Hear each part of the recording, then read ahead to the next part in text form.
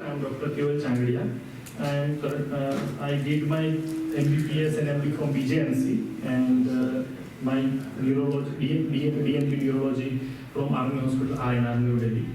And last year only I passed out and joined CIMS Hospital, Ahmedabad since last 7 years from now. And I'm attending a meeting, monthly and meeting every monthly regularly. It's my privilege to discuss something in front of the experts here, and I'm very thankful to ANA, especially Shani sir and Dushan sir. So here is a old topic, PET scanning in neurology, where it stands in current and future time. So we'll start, and this is the form of today's presentation. So I will start with a question, that how frequently are we ordering this PET or SPECT of brain? So how frequently are we ordering PET or SPECT in our practice? So not so frequently, right? But I would like to say that I'm not promoting anything, but yes, it is PET. This tool is our friend, whom it is like our friend whom we call when we are confused. So it is like a friend whom we call when we are confused. This or that, what to do, like nephro, neuro, what to choose. We call one of our friend and they clear us our thought process. We know that what we are going to do, but they will help us in clearing our path. So this is that type of tool we can use when we are confused in clinical scenario. So we'll start with some basic physics. So positron emission tomography. So what is positron? Positron is a particle which has the same mass like electron, but it has a positive charge. So when this positive charge, positron is colliding with the electron, then this process is known as annihilation, and it will emit two photons which will be detected by this ring, and this number of annihilation process will be counted, and then this count will be converted into a radioactivity molecule by some calibration scale. So and this activity will be counted as SU. It is not sport utility vehicle. It is an activity per unit in region of interest divided by the activity in whole body. So if it is 2.5 times higher than the whole body value, then it is a malignant tissue. So for this positron, so we need to have some isotope in which we need to incorporate an unstable positron. So for this we need a cyclotron machine. So cyclotron will incorporate a extra proton into an isotope and make it radioisotope. So if we inject this radioisotope, it will not go anywhere in it. It will be distributed very badly in the body. But if we inject it with some tracer, that will make that will take this radioisotope into some region of interest, and then we can detect it with this ring.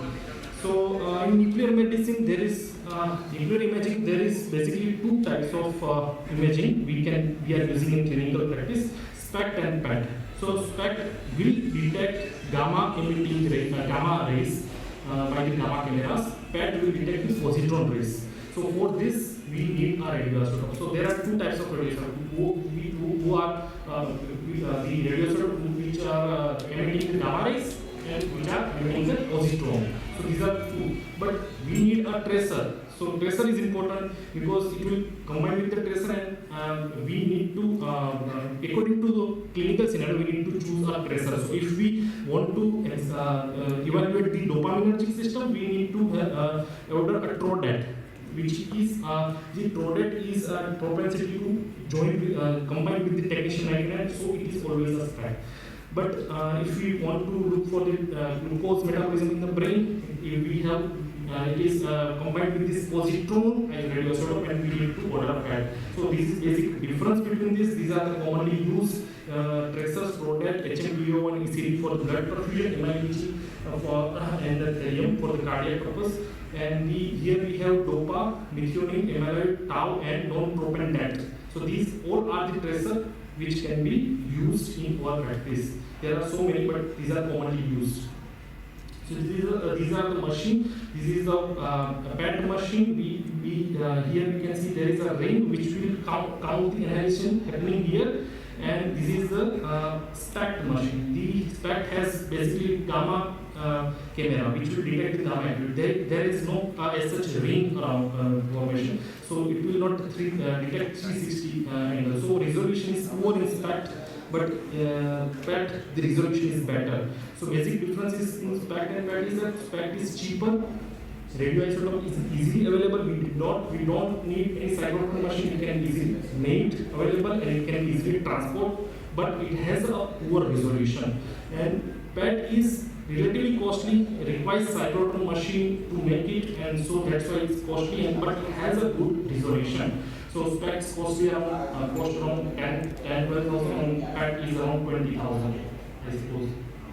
So these are commonly used tracer in our practice. We can use if we want to look for glucose metabolism. We can order a FDG PET, DOPA system, DOPA and DAT. Blood for the blood perfusion, HMPO and ECD, amyloid PET, tau PET and methionine PET. For this patient need to be fast for 4 to 5 hours, and if patient is unstable, if patient is having seizures or any dystania or other movement disorder, we need sedation. So for this sedation to be given after 10 minutes of the tracer injection, so it will not impair the distribution of the tracer. Imaging is performed after 45 to 60 minutes of the injection. Till then, the patient is should be kept in quiet and dark room with eyes open and should not talk or chew. So this is the patient preparation we need to understand. So this is the normal FDG distribution. Most commonly used PET is FDG PET. So this is the normal distribution of the isotope. The gray matter will be looking red. Here we can see all the gray matter, subcortical and cortical gray matters are looking red, and they are high in FDG uptake. So now we go for the system-wise dementia. What is the role of PET in dementia? So definitely sometimes we have some difficult to diagnose especially when the patient is having higher IQ or higher education level. They will have the decline in their working efficiency. But there will be the MRI brain or even tests might be normal. So PET can be used in these scenarios. So basic pathophysiology is cerebral glucose hypometabolism, which is a hallmark of neurodegeneration here. So we start with a case like here is a 58-year-old gentleman who is a working person. He had basically slowly progressive memory impairment since last 2 years. Now it is interfering with his occupation since last few months. So he came here and MMSE was 24 out of 30 and mainly new learning and attention was impaired. All investigations were apparently normal and no family. So in this young patient who is working, it is very difficult to stamp a neurodegeneration here directly with this evaluation. Definitely the MRI brain is showing hippocampal atrophy, the bilateral temporal is also showing some atrophy, but we are little confused, so we can order this PET scan, and this is showing this like here we can see bilateral superior parietal hypometabolism, bilateral temporal hypometabolism here we can see, and also the hypometabolism of the posterior cingulate cortex and the precuneus. So here these are the typical morphometabolic pattern of Alzheimer's disease. Now we can definitely with confidence say that it is an Alzheimer's disease, neurodegenerative disease in a young patient. So this is the model of dynamic biomarkers in Alzheimer's, typical Alzheimer's disease. We can see here that patient is having clinical function impairment after the in MCA. General patient is not clinically impaired. Testing might pick up this abnormal in cognition, but cognition here. But here we can see that FDG PET or the function, this nuclear imaging can be very abnormal in the MCA stage only. So definitely in early MCA or early dementia we can pick up it. So typical feature, as we already seen, that it begins with posterior cingulate hypometabolism, and typical feature is bilateral parieto-temporal hypometabolism. So gradually frontal lobe is also involved, but always temporoparietal involvement will be always greater than the others. So at the late stage, the Alzheimer's disease will be showing sparing. There will be involvement of the whole brain, but sparing of the occipital visual cortex, primary somatosensory motor area, and the basal ganglia thalamus, and the cerebral will be spared till late stages. We know that they have no deficit in learned memory. Sensitivity is around 96% and specificity is around 90% in these cases. But definitely in advanced stage, it's difficult to judge between AD, Alzheimer's disease, and DLB. So sometimes dopaminergic scans can be used to differentiate between them. This is the aspect of the advanced Alzheimer's disease. Here we can see preservation of the occipital cortex and this primary somatosensory area. This is the same imaging, like here we can see the posterior cingulate hypometabolism, bilateral parietal hypometabolism, and the bilateral temporal hypometabolism. These all are typical of the Alzheimer's disease PET scan. So second common dementia is Lewy-body dementia. It has some peculiar PET findings. So it has, it is a posterior predominant dementia, as we know. So generally involve occipital lobe, cerebellum, but relatively preservation of the hippocampal activity. But these two signs, cingulate island sign and occipital tunnel sign, can be seen in early cases of the DLB dementia with Lewy bodies. So here we can see occipital hypometabolism here, with relatively spared FDG uptake over the posterior cingulate cortex. So it will look like an island between the hypometabolic areas. So this is known as cingulate island sign here, very typical of Alzheimer's, DLB. And another common sign we can see is occipital tunnel sign. Here we can see that the preservation of the primary visual cortex relative to the surrounding area will look like a tunnel, and that is known as occipital tunnel. So these are two different important signs which is seen in DLB cases. It is a second example of the same. Here this is the occipital tunnel sign. This is preserved uptake in the posterior cingulate cortex, cingulate island sign, and occipital tunnel sign. So in the fourth consensus criteria of DLB, as an indicative biomarker, the DAT scan has been included. That if the DAT uptake is reduced, it is in favor of DLB as an indicative biomarker. It has been included. And another common dementia is frontotemporal dementia, which is very easily picked up by the PET scan, typically bilateral frontal symmetrical involvement, but typically the polar frontal area. The frontal pole is typically very hypometabolic, which is not seen in other phenotypes, so it is very easy to diagnose with this PET scan. This is the hypometabolic frontal region, and the frontal pole is also showing some typically showing hypometabolism.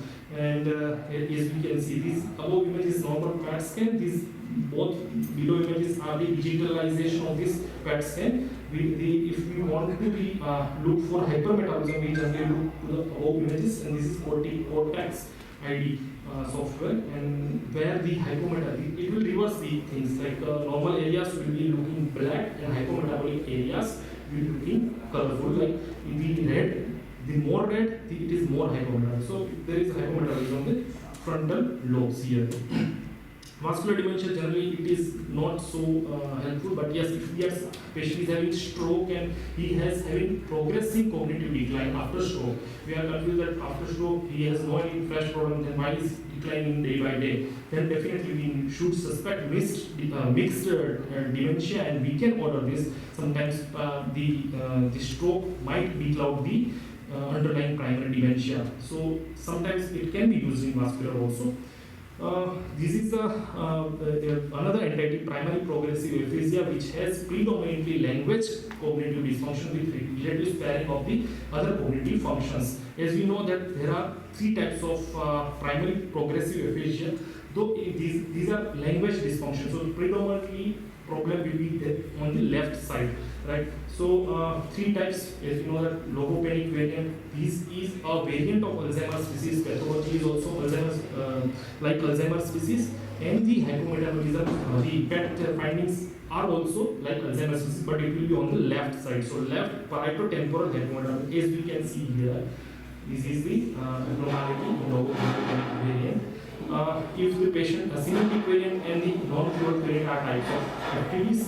So here we can see there anterior temporal hypometabolism on both the sides, but predominantly on the left side. Here this is the left lateral view. So we can see here anterior temporal hypometabolism predominantly on the left side because it is a language dysfunction, and the non-fluent variant of primary progression will have inferior frontal hypometabolism, both the sides predominantly on the left side. These are the typical PET scan finding of primary progressive aphasia.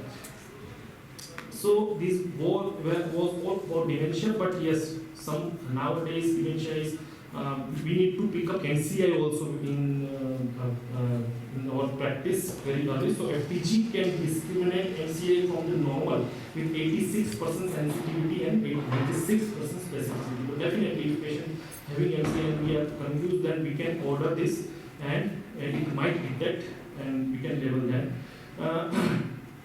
So generally, Alzheimer's disease type of changes in MCI patients can be seen in 80 to 80% of the MCI patients.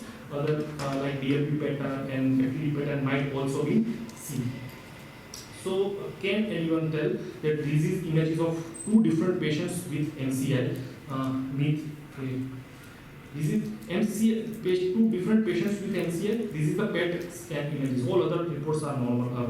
Reports are normal. So what can you see here? The right side is a singular island side. Correct. So these are DLB MCI, right? Occipital tunnel. First one is occipital tunnel. Like it is two patients. This in here you can see na bilateral superior parietal hypometabolism. This cingulate cortex is also showing some hypometabolism here. So what it can be? Alzheimer's disease type of DLB, right? So these are MCA patient with this type of PET scan, and definitely it is helping us. So other clinical scenario we can think of is patient is having depression, and generally it is very easy to diagnose, but sometimes patient is taking treatment and then also he is not improving his functioning. So definitely we can we can order a PET scan.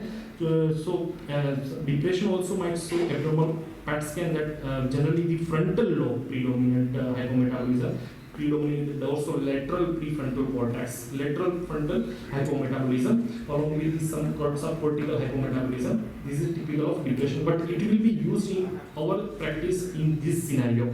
Like if patient is having Parkinson's disease, he might have depression and he might have dementia also. But as we know that depression is very prevalent in PD patients. 25 to 50% of the patient will have depression, but it might be might be difficult to diagnose because patients have comorbid confounding factor like dementia.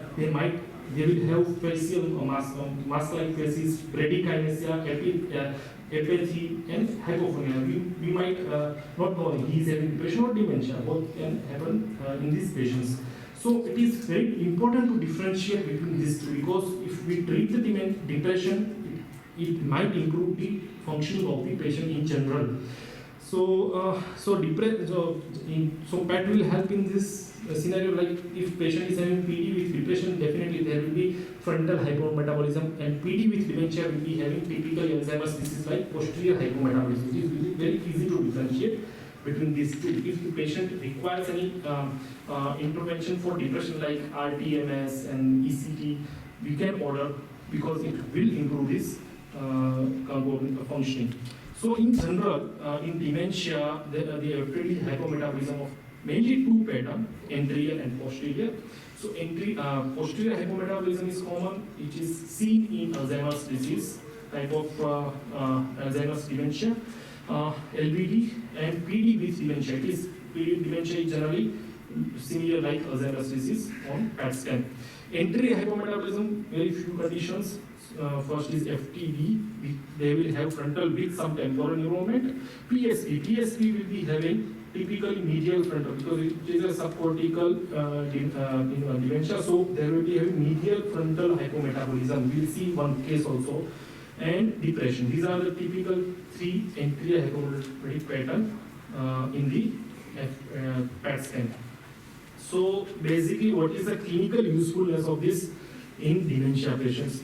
So definitely in doubtful cases, as we know that we should not miss any treatable thing. So in doubtful cases where possibility of a treatable cause is still there in spite of over-evaluation, like orphan encephalitis, we should order this.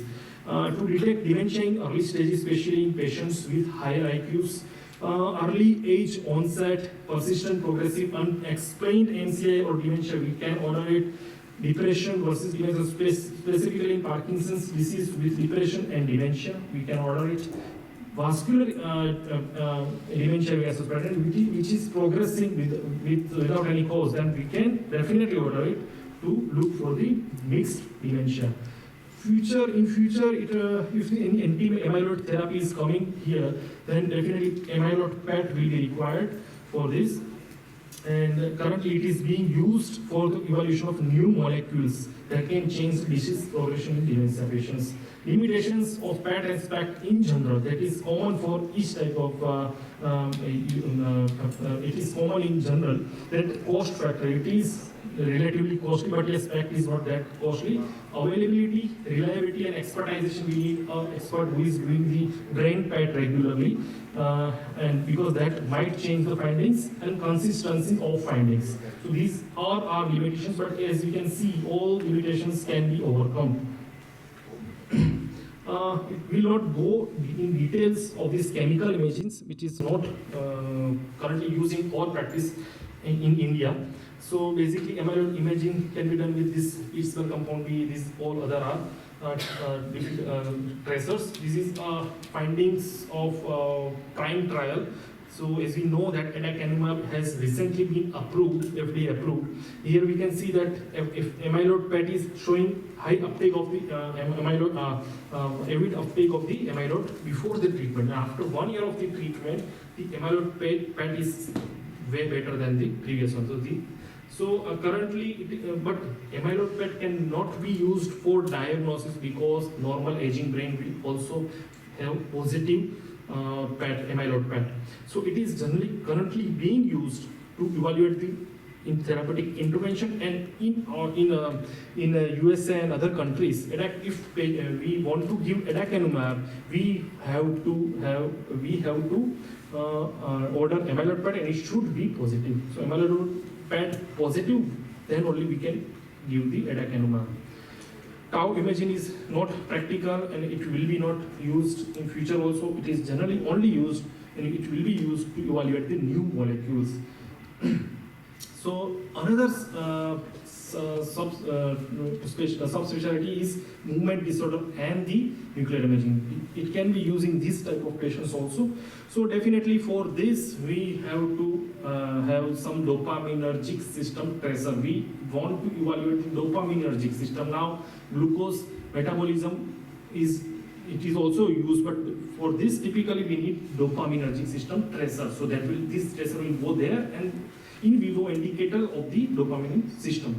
So definitely we have to look, we need to understand this dopaminergic transport here.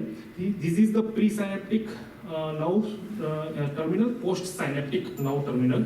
This dopamine will be synthesized, it will be transferred into vesicle with some VMAT2 receptor, it will be transferred into vesicles, and then it will be excited outside, and then it will be attached to the B2 receptor, and and after that it will be reuptake by this DAT receptor. So if we use transport, who can replace this dopamine with the F-dopa. So it will inject F-dopa, and that will taken up by this now terminal, and it will be strapped here, there, and it will be measured by the PET scan. So another tracer we can use is tracers against the VMAT2 receptor. that will also evaluate the presynaptic nerve terminally. As we can say, it is here in the presynaptic area. Another tracer can be used is DAT, so dopamine transport. So if this value of the dopamine receptor number will decrease if the presynaptic dopamine presynaptic dysfunction or degeneration is there, that number will be reducing. So these three types of tracer we can target to evaluate the presynaptic functioning of this dopaminergic system. Post-synaptic, we have a D2 receptor. We can have some tracer against it, and we can evaluate the post-synaptic or striatal degeneration, right? So we can divide this system into presynaptic, post-synaptic. This is nigrostriatal or presynaptic system. This is striatal or post-synaptic system. So here are some processes like F-DOPA can be used here, and for women two tracers, tetrabenazine, 11-carbon tetrabenazine can be used. Is for that transporter we can have tropane analogs or non-tropane analogs. If we are using tropane analogs, then these tropane analogs will be combined with the technetium. It will be detected by SPECT as we already seen. So these are known as TRODAT scan, and if we are using non-tropane analog like methylphenidate, here we can see against that scan that can be combined with the 11-carbon and it will be detected by the PET. And another is the D2 receptor. Against that tracer used is raclopride. It will be combined with the 11-carbon and it will evaluate the post-synaptic or striatal dysfunction. So in common, two types of tracer used in our clinical practice are, these two are F-DOPA scan, that will be a PET scan. TRODAT will be a SPECT. So these two are commonly used, others are generally not used. And for these two, what is better? TRODAT is better or F-DOPA scan is better? Because F-DOPA costs around 30,000 and TRODAT is around 10,000. So what is better? So one trial is there for correlation between these two. It said that there is no difference. TRODAT is as good as F-DOPA PET scan, right? So we can use any of these two. So normal DAT scan looks like this. There is a coma-shaped striatum. We can see the above is the caudate nucleus. The caudal part is putamen. This is normal scan. So what if we are ordering a presynaptic dopaminergic scan? What are the abnormalities we can see here? So we have some Parkinsonian syndrome, and so if IPD, it is IPD, there will be two types of Parkinsonian syndromes are asymmetric, as we know that PD and CBD. So both will show the asymmetrical hypometabolism, but the PD, where there will be putamen will be lower part will be more involved than the caudate. Like here we can see the lower part is more involved than the upper part, relatively preservation of the caudate, right? And the second one is MSA. MSA generally is symmetrical disease, but there will be also some involvement, more involvement of the putamen than the caudate, right? And in PSP, which is a symmetrical disease, both the side also, and also there will be equal involvement of the caudate and putamen. Here we can see. CBD is a asymmetrical disease, definitely, but there will be equal involvement of the caudate and putamen. So, and this is the Huntington's disease, and we will be showing no abnormality on presynaptic dopamine system, as it is a striatal degeneration. So it will be normal, absolutely. So this is post-synaptic dopaminergic scan findings, but it is not so useful. But definitely, it might give an indicator that patient will respond to the levodopa, because the post-synaptic is normal Then if we give levodopa, then it will definitely bypass the presymptomatic things and it will show the treatment responsiveness, right?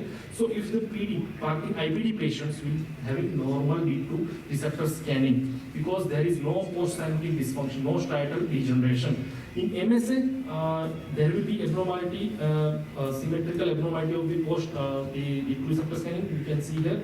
PSP also will be having abnormal D2 receptor scan, and CBD and Huntington's will be having most abnormal because it is a striatal degeneration problem. In sometimes MSA will be having normal D2 receptor scan. Why? Because as we see that 40% of the MSA patients show some responsiveness to levodopa in initial phases. So MSA has presynaptic and striatal, both type of degeneration, and sometimes predominantly presynaptic. So we can give levodopa and that will show response in the initial phases. This was all about DAT's dopaminergic scan, but FDG can also differentiate between the atypical Parkinson's disease. So FDG scan basically, if in advanced PD with dementia, definitely there will be decreased parietal uptake in the temporoparietal region, but relatively increased basal ganglia. Here we can see there is hypometabolism of the temporoparietal. Sometimes frontal hypometabolism can also be seen.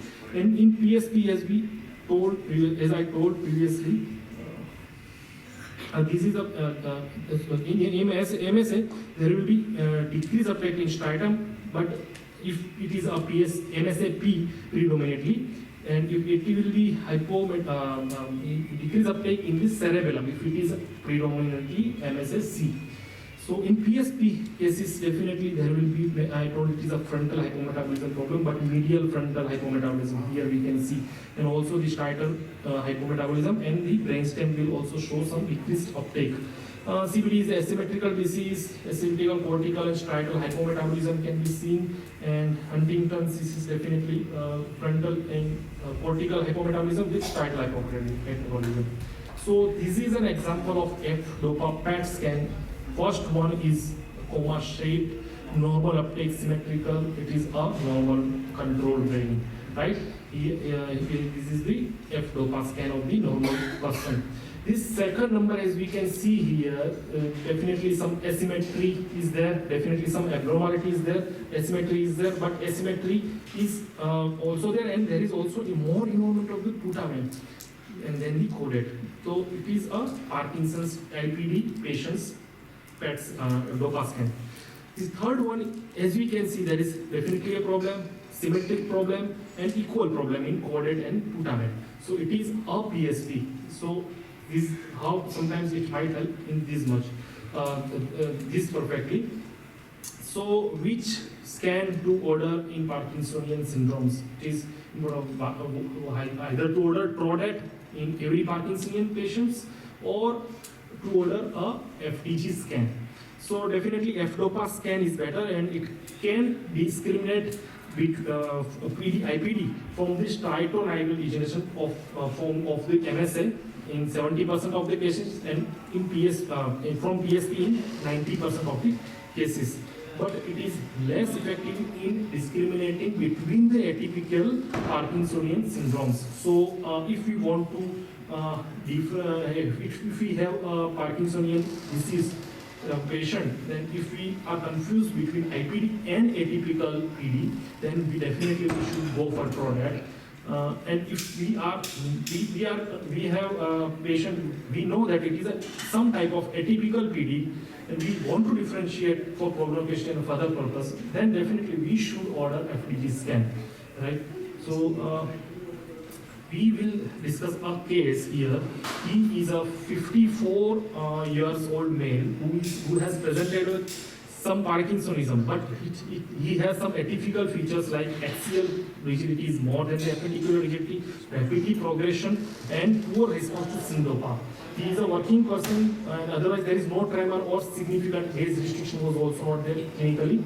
MRI brain showed some possibility of atypical Parkinsonism, but he had recently 2 unprovoked falls.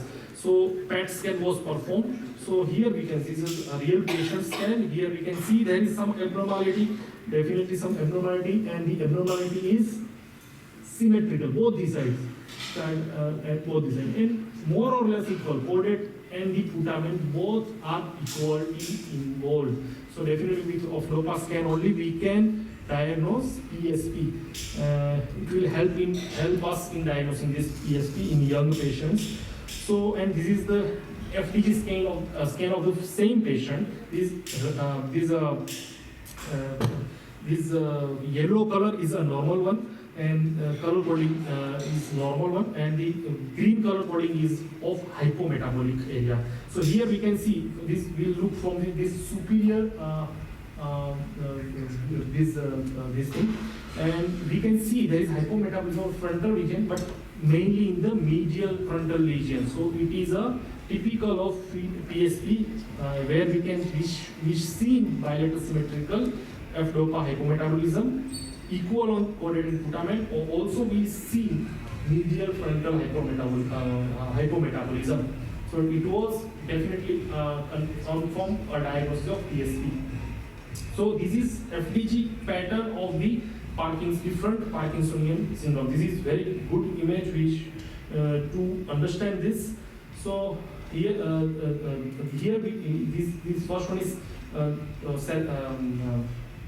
cerebellar window. This second one is to look for the striatum. Third one is also striatum and thalamus. The fourth one is to look for the frontal and parietal metabolism. And this is the top one images to look for the frontal hypometabolism. Here we can see there is some hypometabolism which is predominantly posterior side, but there is normal, even more than normal uptake of the striatal area, and there is definitely posterior hypometabolism. This is typical of advanced Parkinson's disease with dementia. Posterior hypometabolism with slightly more uptake in the striatum. So definitely it is not used to diagnose it, but it is a pattern. Second case is very good. There is some hypometabolism of the cerebellum. You can see here there is also decreased uptake in this striatum. This striatum also showing decreased uptake here, and there is in general hypometabolism in all the cortex. So in advanced MSN, this type of patient pattern is seen. Generally, cortical hypometabolism is not seen in early cases. In late cases, a vague pattern of cortical hypometabolism with cerebellar hypometabolism and striatal hypometabolism in FDG. Third one is here we can see there is definitely predominantly frontal hypometabolism. Now we need to look for medial is involved or lateral. So here we can see that medial frontal is more involved, and there is also some striatal hypometabolism here. So it is typical of PSP. The fourth images you can see here, there is some hypometabolism, definitely there is some asymmetry, gross asymmetry, more cortical and striatal asymmetry, both this asymmetry is there. Frontal, temporal and parietal hypometabolism with striatal hypometabolism. Here we can see there is the cortical hypometabolism on the left side, but crossed cerebellar hypometabolism is also seen on the right side. Crossed hypometabolism is typical of CBD. Probably due to cerebral digestion is also there, but crossed hypometabolism, supratemporal hypometabolism is very typical of this. The last one is we can see here there is some posterior predominant hypometabolism. So very few differentials, but we'll look here posterior singular node is relatively preserved, and primary probably occipital lobe is predominantly involved. So it is dementia of Lewy body. So this image is very important. That might clear our this thing. Another practical scenario we face is either patient is having drug-induced Parkinsonism, or it is a IPD which is unmasked by the use of neuroleptics. So it is patients on neuroleptics has 3 times higher risk of developing IPD than the individual who had not exposure to the neuroleptics in his lifetime. Definitely they have risk of developing IPD also, and they might have cardiac Parkinsonism also. So how to go ahead in this scenario? So definitely if we are having a patient who is on drug and develop Parkinsonism, we are suspicious of the tardive Parkinsonism. So first of all, we'll try to stop the drug if possible. So we'll stop the drug, patient, or we'll change the drug if patient symptoms resolve. Definitely it's simple. But if patients have persistence of these symptoms, then DAT scan can help here. So if DAT scan is normal, then definitely it is tardive Parkinsonism, and we definitely need to modify the treatment further. And if it is abnormal, then it is IPD, and we can give enough doses of synthopathy in this scenario. Sometimes if patient is having neuroleptics, having some psychosis and other features, and we cannot stop the drug, directly we can go order a DAT scan. If it is normal, then definitely it is drug induced, and if it is abnormal, then we just need to use synthopathy to these patients. So as we see that clinical application of this scan in dementia, now we'll see how can be used in Parkinsonian syndromes. So PET, it can be used when the clinical diagnosis is unequivocal cases, like we are not confirmed about the diagnosis after giving the synthopathy trial and other evaluation, we are not sure, then we can order definitely this type of scan. As we've seen that if we confused between IPD and atypical, order dopaminergic scan, and if we are confused between the atypical syndrome, definitely we should order FDG scan. So these, in this scenario also, it can be used. And another scenario is that if patient is having tremor predominant Parkinsonian syndrome but is not responding to levodopa, so definitely the dopaminergic scan is important in these cases. That might have some another diagnosis in this scenario. If we are confused between PD and ET, sometimes it might, we all have faced this scenario that we are giving treatment of both PD and ET and he is not responding to anyone. So definitely we can order that scan in this scenario. And definitely the most important commonly faced scenario is drug-induced tardive Parkinsonism, which is not improving after drug cessation. So definitely we can order this scan here. In future, if fetal striatal transplantation in Parkinson's patients is coming,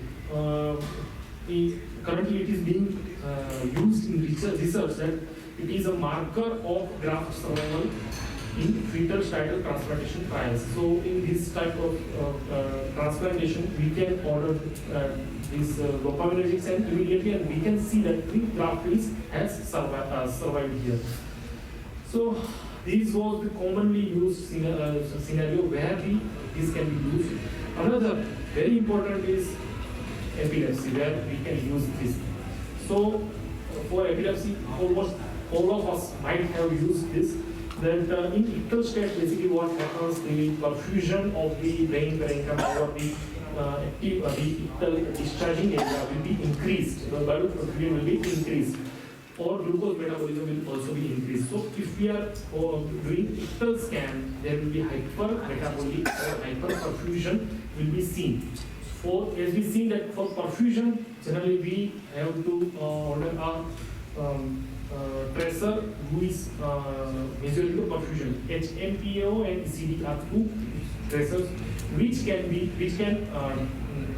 measure the cerebral blood perfusion. For this, technician 99 is the radioisotope, and for this SPECT needed to be ordered. SPECT is used. So for the ictal part, we generally order a SPECT. It is better definitely, and for interictal, FDG PET will be more useful for the interictal state. So we'll see a case here. Here we can see there is a patient who is having refractory temporal lobe epilepsy. It is the ictal SPECT, where we can see the hypermetabolism or increased uptake here in the left temporal region. And same patient, SPECT was done after 24 hours. We can see here hypometabolism over the same area, the same patient. There is also another patient who is having some hypometabolism in the frontal region, and in the ictal state and interictal state, same region is showing hypometabolism. So, proceed, as you know that for this we have some procedure to follow to do an ictal PAT or ictal SPAT. So how we are doing it? So definitely patient should be admitted in a video EEG room and will be monitored off the medication. Patient is having refractory seizure and we want to know the suspicious of focal onset seizures and we want to know the focus, then definitely patient will be monitored under video EEG without medication. So the tracer will be kept beside the beds. The stacked tracer will be kept beside the patients, and as soon as the seizure is identified over EEG or clinically also, the tracer is needed to be injected immediately. So as after this injection of the tracer, we can stabilize the patient. If patient is seizing, we can give sedation, anti-epileptics, we can load everything after injecting the tracer. There is no hurry of doing imaging as immediately. We have 6 hours. The half-life of the HMTO technician is almost 6 hours. So after injecting the tracer in a seizing patient, we can stabilize the patient after that, giving anti-epileptics, sedatives, and we can easily transport the patient to the imaging center. So this is the procedure. So for the sensitivity, ictal SPAT has a sensitivity of nearly 90% in temporal lobe seizures, and sometimes we can see that abnormal structural area is there, but the ictal onset area is more wider than the structural region. So it is very important if patient is undergoing epilepsy surgery, definitely SPAT or PAT is required. So sometimes it is difficult to do an ictal SPAT. So it has been evaluated that interictal FDG PAT has found similar efficacy than the ictal SPAT. Definitely, because interictal state, it is very easy to perform a scan. So FDG is better in that state, interictal state. So, but if patient is having bilateral MTLS, patient is having multiple structural lesion, and patient is having refractory seizure, drugs are not helping. Then we need to identify the ictal onset zone. For the ictal onset zone, definitely in this scenario, ictal SPAT is required, and then surgical treatment will be given on that region. So definitely in this scenario, this was one of my patients in the residence time. So he is around 20-year-old boy who is having refractory seizures. Probably focal onset in EEG was also showing frontotemporal. Discharges after thereafter generalization of the seizure was definitely seen on EEG, on video EEG. And MRI brain was done, which was absolutely normal, not any abnormality was found, but patient was in poor control of seizure. He used to come with a helmet, wearing a helmet, because he might have seizure anytime and he will have a head injury. This was his poor control of the seizure. He came, MRI brain was normal, he was having poorly scholastic performance also because of this seizing, continuous seizures. And here we can see in interictal PAT scan was done here. You can see definitely there is hypometabolism of the right temporal region. You can see here when compared to the other side, there is hypometabolism of PAT. Here you can see that temporal lobe is looking almost normal in MRI, and definitely you can localize this region that it was a temporal lateral temporal lobe seizure, and he was operated, temporal lobectomy was done, and after that he is seizure free, currently on only single anti-epileptic and doing well. There is no deficit. So definitely this is a functional deficit. If PAT is done, PAT, injector PAT, it will show hypometabolism, the functional deficit zone. So functional deficit zone is saying that if we remove that deficit zone, it will not impair further functioning of the patient, because it is not functioning at all in this pre-surgical area. So for prognostication also we can pre-surgical patient who is undergoing epilepsy, we can order this. So clinically usefulness is epilepsy Generally, it is used in epilepsy surgery workup and prior to surgery to define the functional deficit zone and prognostication. So we can order this and we can see the zone which we can remove, and there will be no price deficit in this patient post surgery. And important is that if patient has refractory seizures and have multiple structural lesions, definitely ictal PET is important to target a specific area for surgery. So this is very fascinating anxiety, autoimmune encephalitis, and PET has nuclear imaging has definite role probably here also. So we can see that in diagnostic criteria made by the Gross and Issue and all for the definite autoimmune limbic encephalitis. If the patient is having this type of possible autoimmune encephalitis, and definitely MRI is normal, CSF is coming normal, EG is showing some abnormality, we are clueless. All the reasonable exclusion has been done with the extensive evaluation.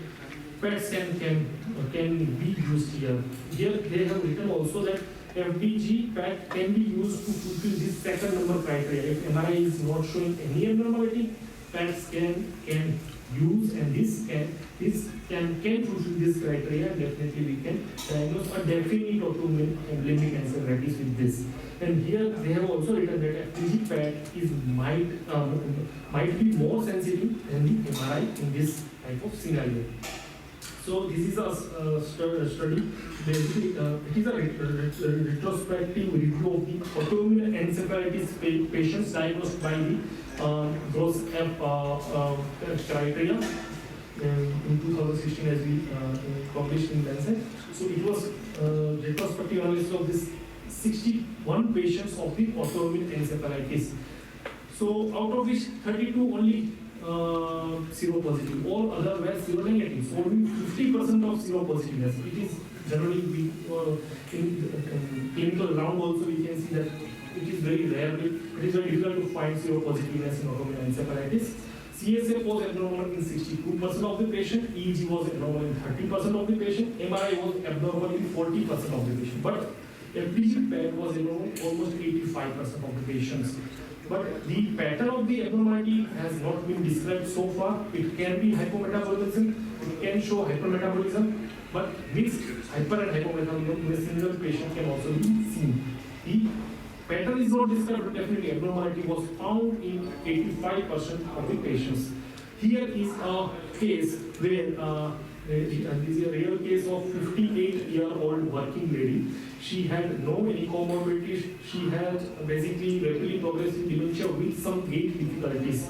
All workup was negative except she came to be NT-TPO positive. So definitely she was treated as a Hashimoto encephalitis in initial phase. She responded, but there was definitely difficulty walking, and she was not fully independent after the treatment. So it was again in suspicion of autoimmune encephalitis panel was negative only, but PET scan was done. Young lady, paraneoplastic cause was not cut off, but definitely FDG PET was ordered. The whole body PET was negative, but brain showed here. We can see this whole this. Here we can see that cerebellum hypermetabolism, some posterior hypermetabolism area is here. We can see here definitely the cerebellum and the posterior cortexes. So this was the thing, and paraneoplastic panel was done, which came to be positive. Anti-Yo antibody was positive. After that, plasma exchange was given and she was continued higher doses on follow-up. She improved definitely, but she is being kept under observation for development of some neoplasm. As we know that paraneoplastic encephalitis might precede the detection of the malignancy. So she was kept under observation and was advised to screen for the malignancy every 6 months, either with PET, whole body PET, or abdomen CT or ultrasound and chest CT. So she was had this type of indication. She was diagnosed in this pathway. See, this is the another example. We can see here is a case of LGI encephalitis. Here we can see there is no limbic encephalitis. Typical of LGI, generally they have limbic encephalitis on MRI. MRI is absolutely normal. Here we can see both the sides. But this below image is of PET MRI fusion. So this is the typical PET MRI fusion. This is some was converted. There is some digital conversion of this PET findings, and it was fused with the MRI. Here we can see that there is definitely hypermetabolic focus on the both mesial temporal lobe. Here we can see, right? And also we know that these autoimmune encephalitis patients have some movement disorder problem like FPDS, or they might have some dyskinesia, dystonia. This type of things are there, but on MRI never any striatal abnormality has been seen. Some in general. So in this PET scan has shown that there is some definitely abnormality in the basal ganglia also. So that might explain the clinical findings of movement disorders in this type of patients. So definitely the PET scan has enlightened us with the pathology in this type of autoimmune encephalitis cases. Right. So here is also a case who is a 29-year-old woman who has a history of severe depression since age of 17. She was taking antidepressant regularly, but now she had lowered the antidepressant because she was planning for pregnancy. So she reduced the antidepressant doses, and she came with the hospital with the severe major depression, psychosis, and catatonia. So everybody thought that it is because of the reduced dose of the antidepressant she was taking since long. So definitely, but this time antipsychotic antidepressants were not having any benefit. MRI brain was negative, CSF was negative, absolutely normal, but only NMDR antibodies were positive. And the FTG PET scan was done, which is showing some hypermetabolism in the basal ganglia on both the sides, and some hypermetabolism in the mesial temporal lobe. Here also we can see there is some hypermetabolism in the basal ganglia on both the sides, but in general, gross cortical hypometabolism was seen. She was treated with plasma exchange and corticosteroid, and for second line therapy she was given rituximab also, and after that follow-up scan was done, which was near normal. Clinically also she improved drastically, but it was a normal PET scan after the aggressive therapy of this disease. So why we should consider autoimmune encephalitis in this scenario, or it might have some role in future in this scenario. Definitely it is not being used as common as definitely, but it might have some role. Why? Because in limbic encephalitis, FDG, PET, as we've seen that there will be also extra limbic metabolic abnormality like basal ganglia, brainstem, cerebellum, cortex. Anything might show some abnormality that might explain the clinical symptoms of the patient. Only limbic encephalitis will not explain all the symptoms in these patients. So definitely it has some role because they shown us some extra limbic abnormality, and these findings are more correlated with the clinical symptoms. It is an attractive future addition to the diagnostic algorithm of autoimmune encephalitis, because in how we know that there is criminal association of the autoimmune encephalitis. So we might require whole body PET scan.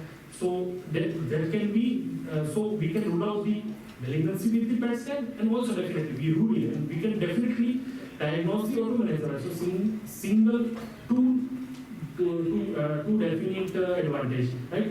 So this is also a reason that we can consider this in autoimmune encephalitis diagnostic algorithm, and it has also potential to improve the estimation of disease severity. There is no definitive treatment guidelines in this, like how long to continue immunotherapy, how long to treat with the aggressive immunotherapy in these patients. So definitely, if we has role, if patient on long-term immunotherapy is asymptomatic and FDG scan is normal, it is not definitely they document, but if normal, then we can guide that patient is not having any active problem currently in brain, we can definitely lower the immunotherapy and keep them under observation.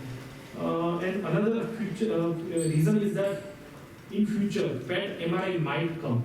Currently, it is not available. PET is generally done along with the CT.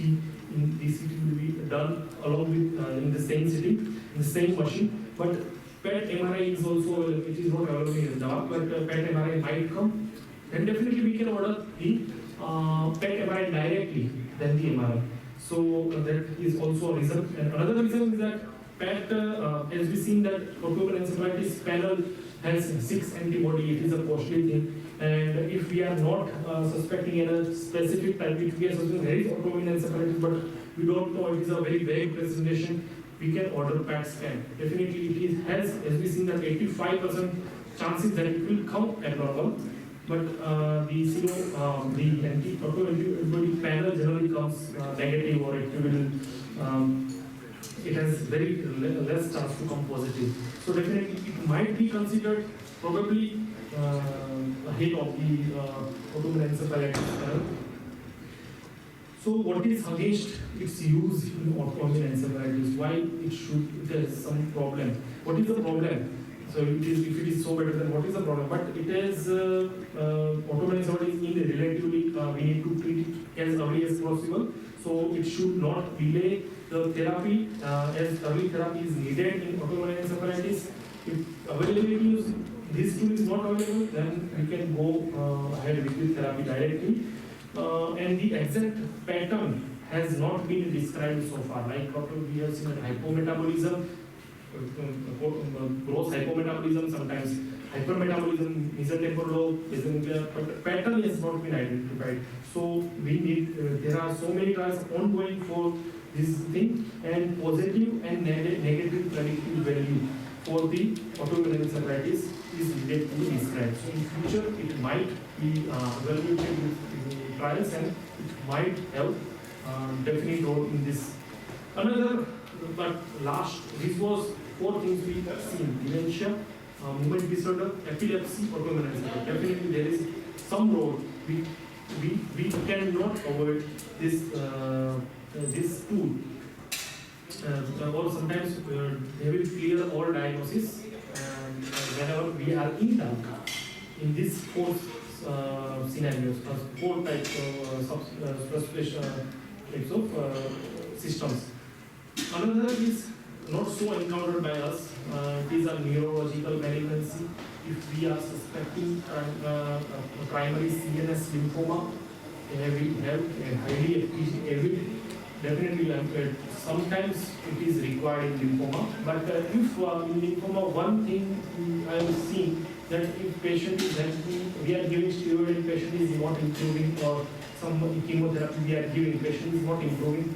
If we are after that, if we are doing PET scan, if it is still abnormal, then we need to change the therapy. If this lymphoma is resistant to this therapy, if the patient is we are giving the steroid and other therapy, and after that immediately PET scan will be normal. So if it is not becoming normal after therapy, we need to change the therapy. That might be a role in primary CNS lymphoma.